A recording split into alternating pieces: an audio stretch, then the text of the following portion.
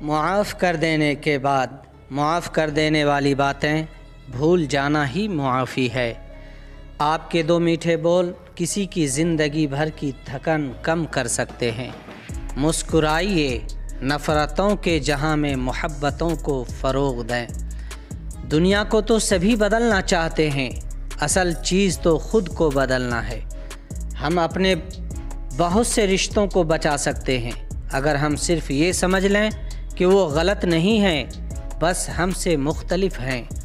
لہجوں سے ظاہر ہوتا ہے، رابطوں سے بیزار ہیں لوگ۔ ایسی دوستی نہ کرو جس پر پچھتاوا ہو۔ روز قیامت بہت سے افراد ایسے ہوں گے جن کی ناکامی اور گمراہی کا سبب ان کے دوست بنیں گے۔ محبت کا اظہار شاید ہی کسی کو یاد رہتا ہو، لیکن محبت کا رویہ ہمیشہ یاد رکھے جانے والی چیز ہے۔ ہر چیز ہمیں ملنے کی نہیں ہوتی، کچھ چیزیں خوبصورت دھوکہ اور بدترین شر بھی ہوتی ہیں۔ اللہ کریم سے کسی چیز کے نہ ملنے پر بدگمان نہیں ہونا چاہیے۔ محسن وہ ہے جو برے وقت میں آپ کے کام آئے، اور مخلص وہ ہے جو برے وقت میں آپ کا ساتھ نہ چھوڑے۔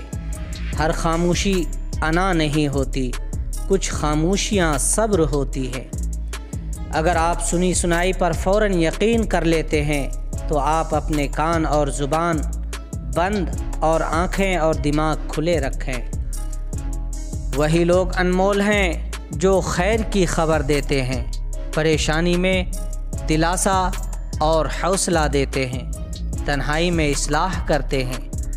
ایسے لوگ قیمت سے نہیں بلکہ قسمت سے ملتے ہیں۔ بات کے اندر کی بات سمجھنے کے لیے ذات کے اندر کی ذات سے رابطہ ہونا ضروری ہے۔ دل سے بات کرنے میں اور دل رکھنے کے لیے بات کرنے میں بہت فرق ہوتا ہے۔ معمولی باتوں پر دوسروں سے پوچھ گچھ نہ کیا کریں، درگزر کر دیا کریں، تاکہ روز حساب رب بھی معمولی غلطیوں کوتاہیوں پر پوچھ گچھ نہ کرے اور درگزر کر دے۔ لمبی امیدوں سے دور رہا کرو، کیونکہ وہ تمہارے پاس موجود نعمتوں کو حقیر بنا دیتی ہے۔ مومن آدمی آزمائش کے بعد نکھر جاتا ہے اور منافق بکھر جاتا ہے۔ ہماری لاکھ برائیوں کو جانتے ہوئے بھی ہم سے بے انتہا محبت کرنے والا صرف ہمارا رب ہے۔ منافقت بھی منہ کی بدبو کی طرح ہوتی ہے، اپنی کا پتہ نہیں چلتا، صرف دوسروں کی بری لگتی ہے۔ اگر اپنا گھر اپنے سکون کا باعث نہ ہو تو توبہ کا وقت ہے۔ اولاد کی